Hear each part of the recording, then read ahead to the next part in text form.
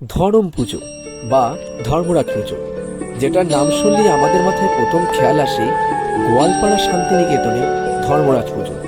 তো এবারও বন্ধুরা আমি চলে গেছিলাম Goalpara Santiniketan. Hey guys, this is Soigat. Welcome to another vlog. তো অনেকদিন পর ফিরছি আমি আমার চ্যানেল। তো আমি এখন এই মুহূর্তে আছি বীরভূম জেলার সব থেকে বড় ধর্ম পুজো গোয়ালপাড়া শান্তিনিকেতনের বরাহরি ধর্মরাজ পুজো। তো তোমরা দেখতে পাচ্ছ আমি এখন সেই জায়গায় আছি যে জায়গাতে রেড গর্জন হতো। তো স্কিপ না করে পুরো ভিডিওটাই দেখতে থাকো।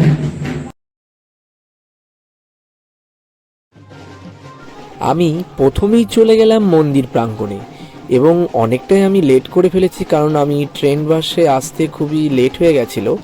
এবং প্রথমেই আমি গিয়ে দেখলাম কাঁটা খেলা তো হয়েই গেছে, তারপর শুরু হয়েছে আগুন খেলা।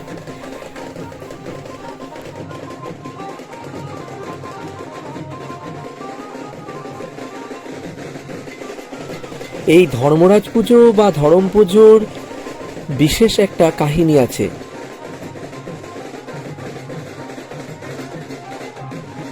বীরভূম তথা বাংলার বছরের বিভিন্ন সময়ের বিভিন্ন অঞ্চলে অন্যান্য পুজোর মতো ধর্মরাজ পুজো হয়ে থাকে বেশ ধুমধামের সঙ্গে, কিন্তু এক্ষেত্রে গোয়ালপাড়ার ধরম পুজো যেন একটু আলাদা মাত্রা এনে দিয়েছে সকলের মধ্যে। বীরভূম ছাড়াও বাংলার বিভিন্ন প্রান্তে এই গোয়ালপাড়ার ধরম পুজো নামডাক বেশ শোনা যায়। প্রতি বছর দোল পূর্ণিমার পরের পূর্ণিমাতে এই পুজো হয়ে থাকে।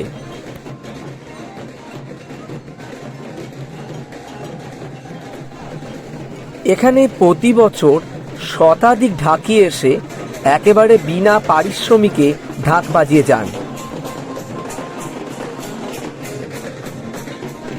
লোকমুখে শোনা যায় নাকি বহুকাল আগে বাবা ধর্মরাজ বিভিন্ন প্রান্তের বিভিন্ন গ্রামে গিয়ে ঢাকিদের স্বপ্নাদেশে নেমন্তন্ন করে আসতেন। সে প্রথা আজ চলে আসছে। এখানে প্রায় প্রতি বছর শতাধিক মানুষ এসে ভিড় জমান এবং তারা বাবার পুজো দেখতে আসে বিভিন্ন গ্রাম থেকে।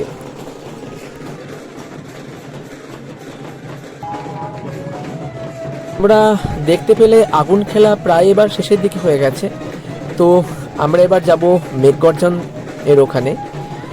এই পুজোর সব থেকে বড় একটা আকর্ষণ হলো মেঘগর্জন, যেটা দেখার জন্য উপচে পড়া ভিড় প্রচুর হয় ওখানে।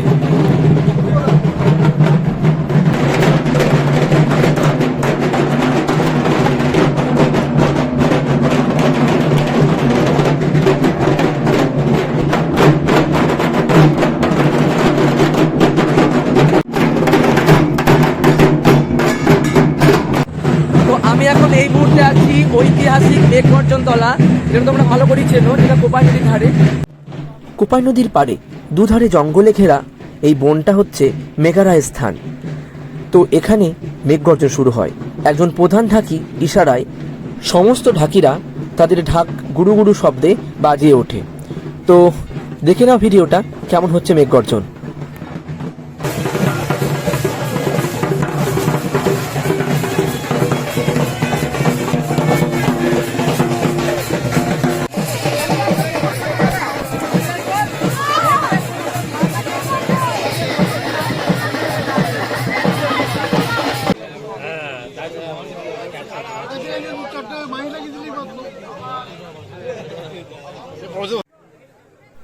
ওই যে দূরে দেখা যাচ্ছে ঢাকগুলো, সেগুলো গোল করে ঘিরে আছে গোটা মাঠটিকে।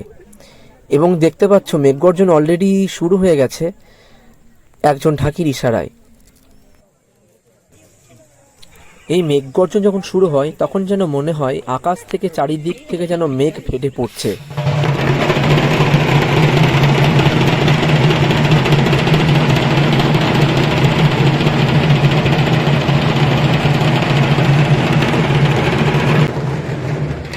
এই যে এই মেঘগর্জনটাই হলো এই ধরম পুজোর মূল আকর্ষণ।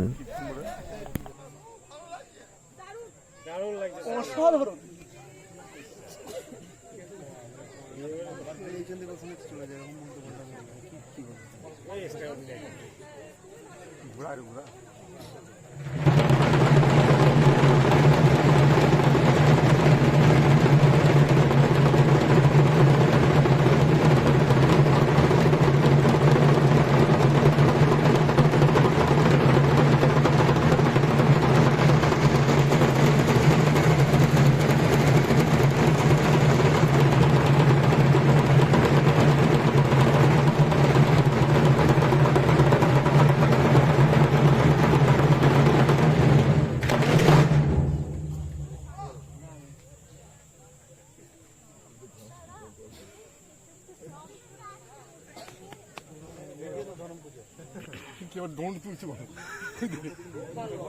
ফোন দিয়ে পড়ে দিয়েছে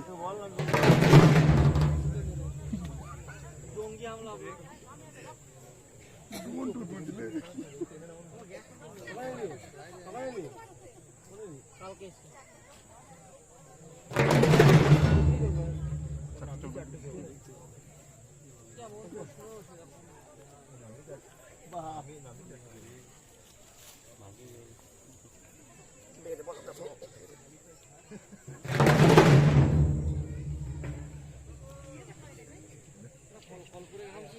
আরে ছন্দ করে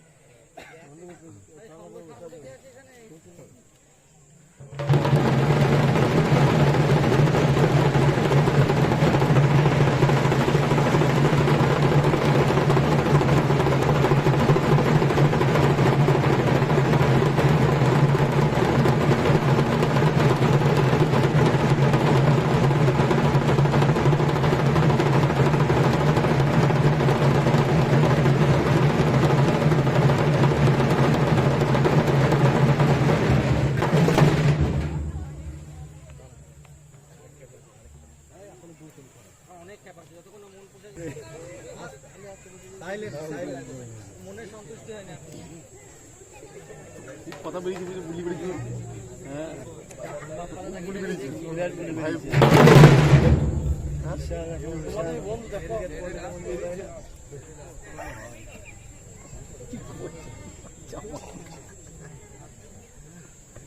শান্তির জল দিলেন শান্তির জল দিলে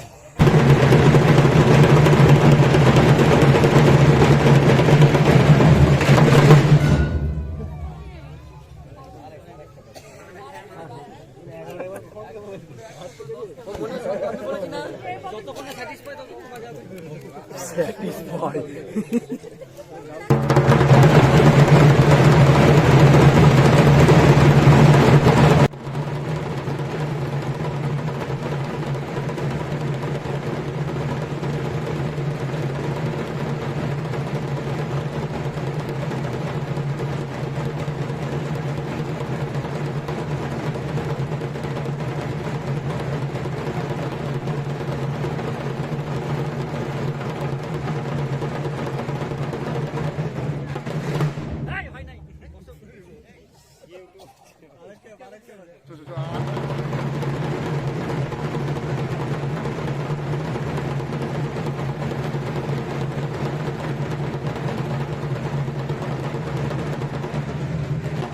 তো কেমন লাগলো তোমাদের এই মেঘগর্জন?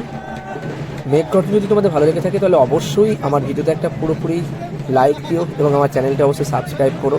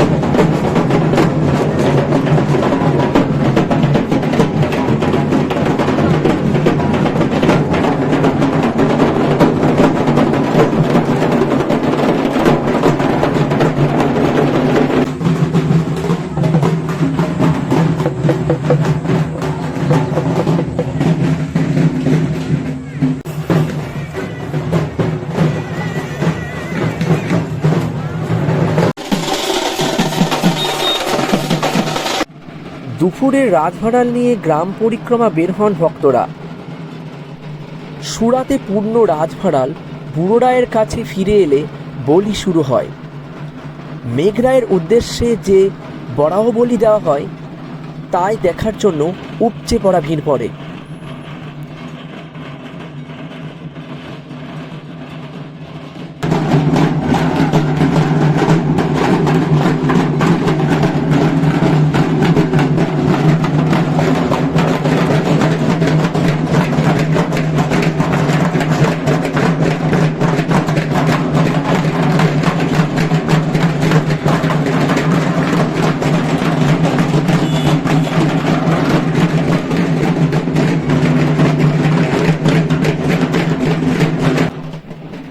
এবার সবাই একে একে গ্রামবাসীরা সেই স্থানে গিয়ে উপস্থিত হবেন যে স্থানে বরাহ বলি দেওয়া হয়। দেখতে পাচ্ছ কত লোকজন, কত ঢাক এখানে। এই গ্রামের পুজোতে না এলে আপনারা বুঝতে পারবেন না।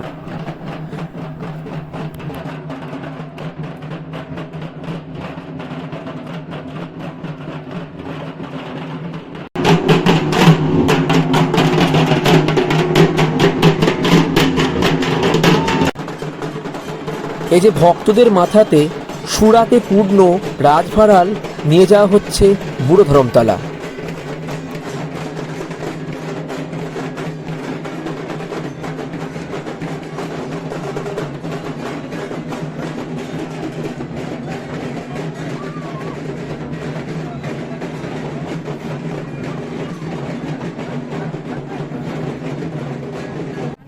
তো আমিও আর দেরি না করে সম্পূর্ণ বেরিয়ে গেলাম বিকালবেলা বুড়ো ধরমতলার উদ্দেশ্যে। তো গাইস দেখে নাও মন্দির চত্বরটা একবার।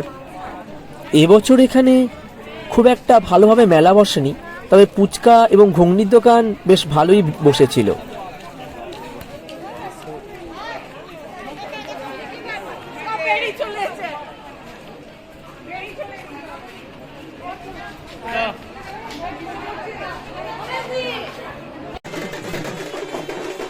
এই দেখে নাও, এটা হচ্ছে ঘোড়া নাচ। ঘোড়া নাচ দেখতে ভালো মজাই লাগে আমার। আর এদিকে ঢোল বাজাচ্ছে কিছু লোক।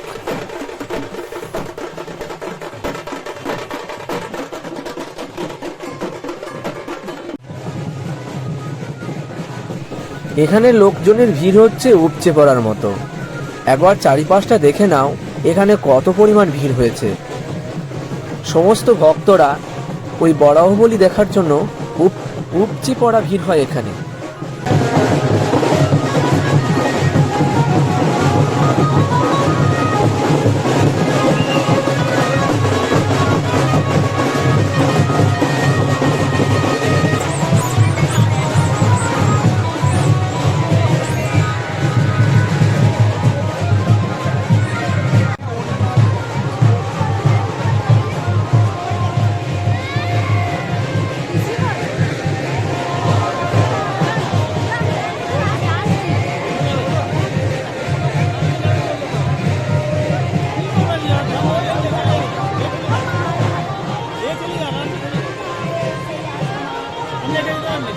মেঘরায়ের উদ্দেশ্যে যে বরাহ বলি দেওয়া হয় তাই দেখছে উপচে পড়া ভিড়। একবার দেখে নাও, তরোয়ালের এক কোপে বলিদানের পরই বরাহ কাটা মাথাটা রাজভাড়ালে পুড়ে নিমিষের মধ্যে ধরম পুকুরে ডুবিয়ে দেওয়া হয়। এর নাম হচ্ছে মুক্তধর পুকুর। সাধারণ ভক্তরা পুকুরের জল সংগ্রহ করে বাড়ি নিয়ে যান মঙ্গল কামনার জন্য। তো ভিডিওটা কেমন লাগলো অবশ্যই আমাকে জানিও।